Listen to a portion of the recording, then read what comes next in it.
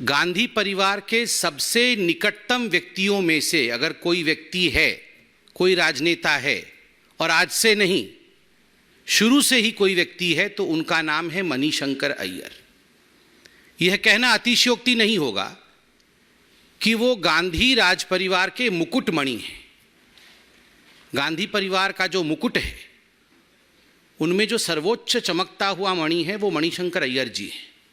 तो स्वाभाविक रूप से अगर कोई आत्मकथा मणिशंकर अय्यर जी की लिखी गई है और कोई स्टेटमेंट मणिशंकर अय्यर जी देते हैं, तो वो केवल मणिशंकर अय्यर जी का स्टेटमेंट है या उन्हीं के भाव हैं, ऐसा नहीं है। जिह्वा मणिशंकर अय्यर की है, विचार गांधी परिवार के।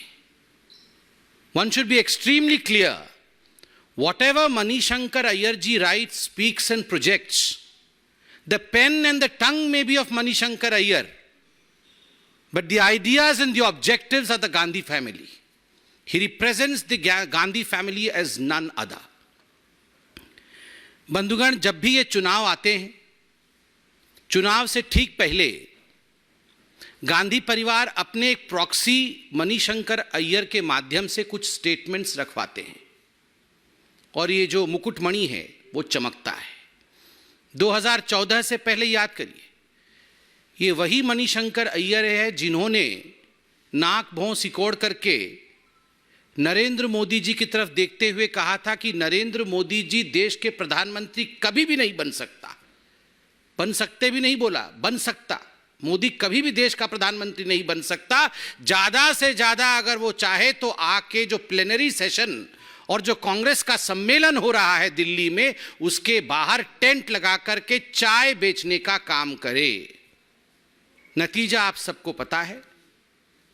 देश की जनता ने नरेंद्र मोदी जी को, भारतीय जनता पार्टी और एनडीए को थंपिंग मेजॉरिटी के साथ सरकार बनाया। 2019 के चुनाव से पहले गांधी परिवार के मुकुटमणि मणिशंकर अय्यर, उन्होंने फिर से कहा था, और उस बार पाकिस्तान में जाकर कहा था कि मोदी को हराना होगा, मोदी को हराना होगा, मोदी को हटाना होगा।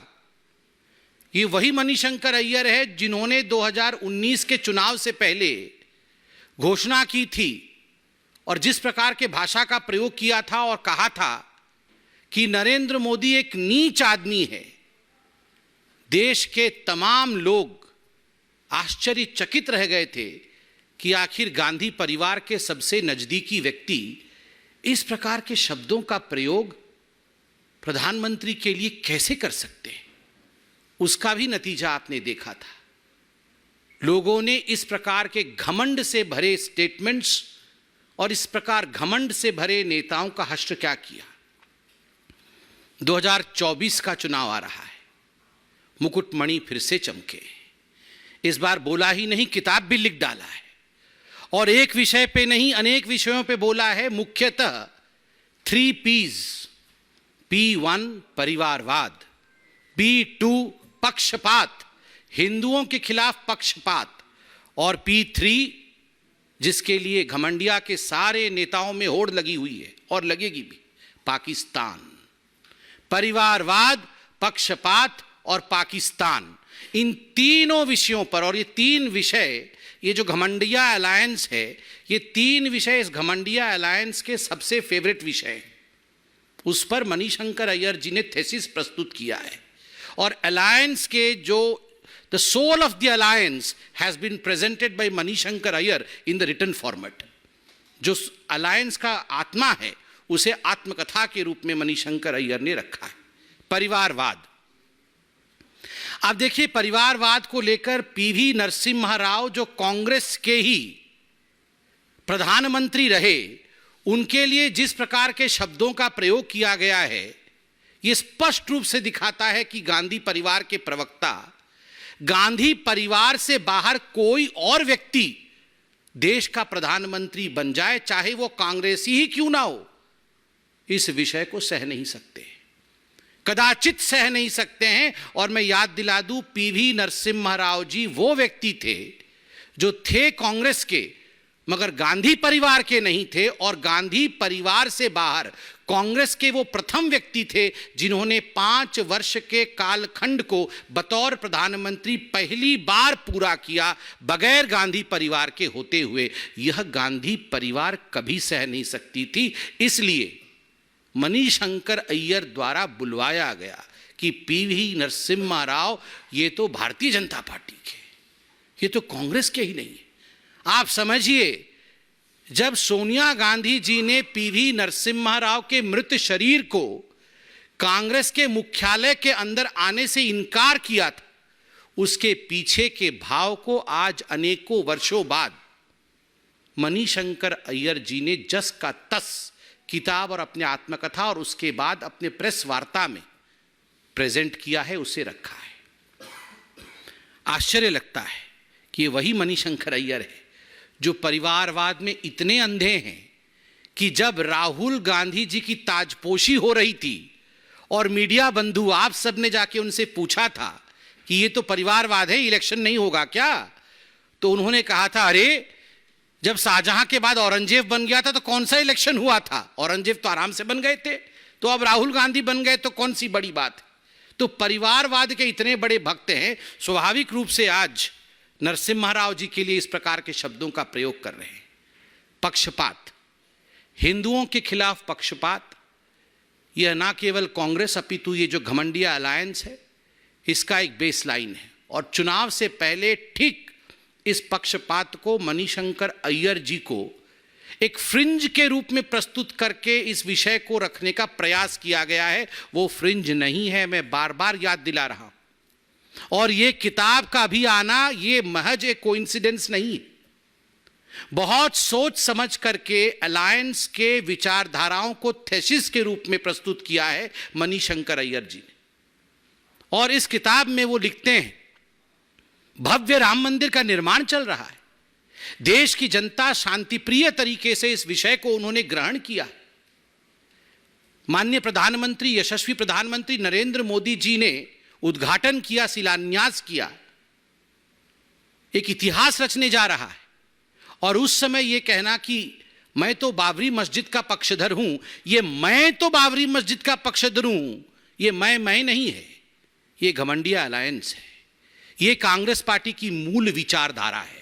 This is the ideology of the Ghamandiya alliance, this is the basic ideology of the Congress party which has been presented through Mani Shankar Aiyar today.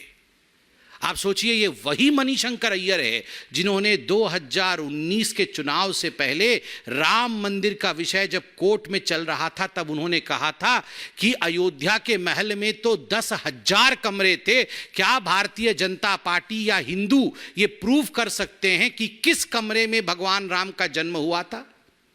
इस प्रकार के घृणित शब्दों का प्रयोग करने वाले व्यक्ति ने आज फिर से हिंदुओं के भावनाओं के ऊपर पक्षपाती रूप से कुठाराघात करने का काम किया है। इसलिए ये परिवारवाद और पक्षपात, और जो तीसरा पी है पाकिस्तान, उसके बिना तो ये मणिशंकर अय्यर जी या कांग्रेस पार्टी जी ही नहीं सकती है। अगर पाकिस्तान परेशान हो, पाकिस्तान के ऊपर आफत आ जाए, पाकिस्तान के ऊपर सर्जिकल स्ट्राइक हो जाए, एयर स्ट्राइक हो जाए, बाण लगता वहां है, छटपटाहट होती यहां है। मुझे बड़ा आश्चर्य हुआ, कल का दिन कितना बड़ा दिन था। आप सोच के देखिए, हिंदुस्तान ने पूरे विश्व में एक कीर्तिमान स्थापित किया, चंद्रयान साउथ पोल में लैंड कर रहा है। ठीक उसी समय एक प्रेस वार्ता आता है मणिशंकर अय्यर का, और वो कहते हैं कोट अनकोट, भारत कभी विश्वगुरु नहीं बन सकता क्योंकि भारत पाकिस्तान को नजरअंदाज कर रहा है। अगर भारत अपने पश्चिम के नेबर के साथ शांति स्थापित नहीं कर सकता, अगर भारत पाकिस्तान से बातचीत नहीं कर सकता, तो भारत कभी विश्व को रास्ता नहीं दिखा सकता, भारत कभी विश्व के राह को आगे से लीड नहीं कर सकता है। मणिशंकर अय्यर जी, राहुल गांधी जी, सोनिया जी, कान खोल के सुन लीजिए, चाहे आप कितना भी भारत के लिए बद्दुआ दे दे, India has already proved its mettle. Bharatvarsh ने अपने हजारों वर्ष की तपस्या के कारण, भारतीयों के परिश्रम के कारण, आज हिंदुस्तान ने, भारतवर्ष ने एक नए कीर्तिमान को स्थापित किया है। इसलिए आपका यह कहना कि भारतवर्ष कभी नंबर 1 नहीं बन सकता है, यह गलत है। पाकिस्तान पाकिस्तान पाकिस्तान सर्जिकल स्ट्राइक के विषय में लिखा है कि मोदी जी सर्जिकल स्ट्राइक तो कर सकते हैं मगर पाकिस्तान से बातचीत नहीं कर सकते हैं। इससे पहले जब हमारे प्रधानमंत्री थे, हम बातचीत कर रहे थे। बड़े स्पष्ट रूप से भारत ने कहा है, नरेंद्र मोदी जी की सरकार ने स्पष्ट रूप से कहा है, talks and terror can never move together. आतंकवाद और बातचीत कभी साथ साथ नहीं चल सकती है। इसलिए सोनिया जी, राहुल जी, खड़गे जी और आपके प्रवक्ता मणिशंकर अय्यर जी इस बात को स्पष्ट रूप से सुन लीजिए। Zero tolerance for terrorism. Narendra Modi ji ने स्पष्ट रूप से कहा है, आतंकवाद को सहेंगे नहीं, आंख मिला के बात करेंगे, झुका के नहीं। आप लोगों ने आंख झुका करके देश को झुकाने का काम किया था। आंख मिला करके नरेंद्र मोदी जी बात कर रहे हैं, जस को तस जवाब दिया जा रहा है। इसलिए जिस प्रकार की वार्ता आपकी पाकिस्तान को लेकर आ रही है, यह निंदाजनक है। मैं इतना ही कहूंगा, यह आत्मकथा केवल मणिशंकर अय्यर की नहीं है, यह थीसिस घमंडिया अलायंस की और ये गांधी परिवार के विचार है। बहुत बहुत धन्यवाद। कोई प्रश्न हो तो अवश्य पूछें। यस मोहित। और आपको ये जानकारी देने, कांग्रेस भारत को बदनाम करती है। कांग्रेस की सोच पाकिस्तान की सोच है, ये बीजेपी की तरफ से आरोप लगाए गए हैं। बीजेपी की तरफ से जोरदार हमला बोला गया है मणिशंकर अय्यर पर, जो एक बार पहले भी इस तरह का बयान दे चुके हैं।